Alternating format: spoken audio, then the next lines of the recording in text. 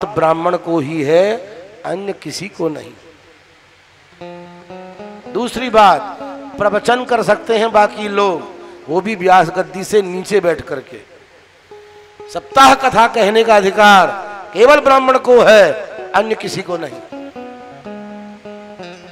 कोई विरक्त भी हो जाए, सन्यासी भी हो जाए, और यदि वो ब्राह्मणेतर है, ब्राह्मण से भिन्न है, तो भी गद्दी पर बैठने का अधिकार उसको नहीं है।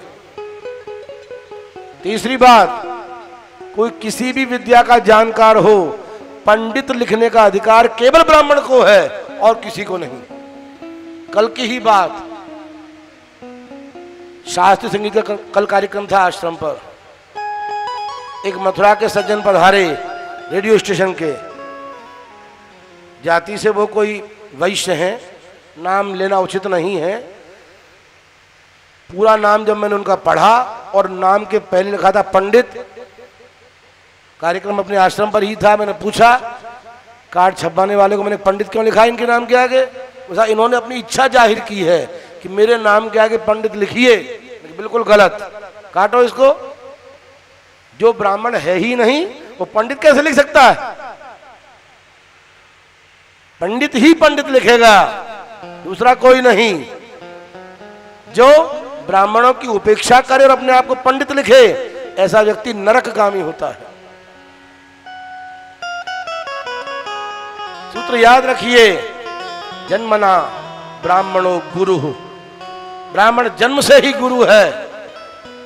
इस पर ब्राह्मणों को अभिमान नहीं करना चाहिए, ब्राह्मणों को ठाकुर की सेवा ज्यादा करनी चाहिए इस बात से, परंतु औरों को ब्राह्मण के प्रति आदर भाव रखना चाहिए, सम्मान का भाव रखना चाहिए, श्रेष्ठता का भाव रखना चाहिए, और ब्राह्मण को ही ब्राह्मण का काम करने देना चाहिए। क्षत्रिय क्षत्रियों का काम करें, वैश्य वैश्यों का काम करें, और सेवक सेवकों का काम करें। अपने काम को बदलिए मत, काम बदल करके दूसरे का काम करोगे तो आपको पाप लगेगा, नरकों की स्थिति प्राप्त होगी। स्वधर्मे निधनम श्रेयः परधर्मो भयावह। अपने धर्म में धर्म का पालन करते हुए मर मिटना अच्छा है, परंतु जीविका की वृद्धि के लिए अन्य धर्म का आश्रय लेना, अन्य वर्ण के कार्य को करना महान अपराध है।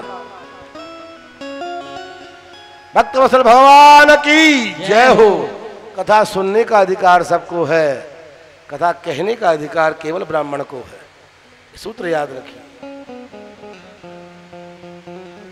इधर भगवान श्री कृष्ण को अग्र पूजा के द्वारा सिंहासन पर विराजमान किया गया।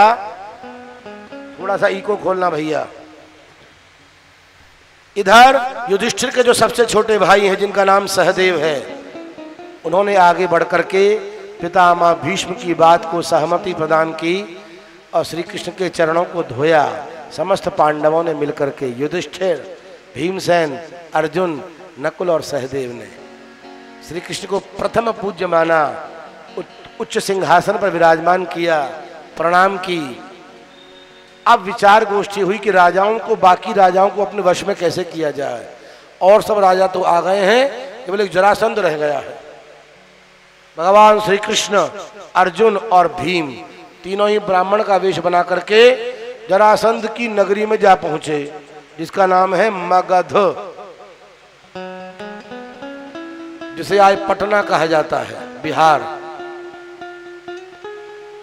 जिस दिन से ब्राह्मणों की कृपा से जरासंध को विजय प्राप्त हुई थी, उसी दिन से जरासंध ब्राह्मणों का पूजन करने लग गया था, रोज पूजन करता था। भगवान श्री कृष्ण सोचा कि इससे किसी और प्रकार से निपटा नहीं जा सकता, इसलिए ब्राह्मण बन करके ही तीनों जरासंध के पास पहुंचे। हट्टे कट्टे शरीर देख करके जरासंध एक बार चौंका कि ये ब्राह्मण कैसे हैं। ब्राह्मण बेचारा दुबला पतला होता है, पर ऐसा मत समझना कि ब्राह्मण दुबला पतला ही होता है, ब्राह्मण तगड़ा भी होता है।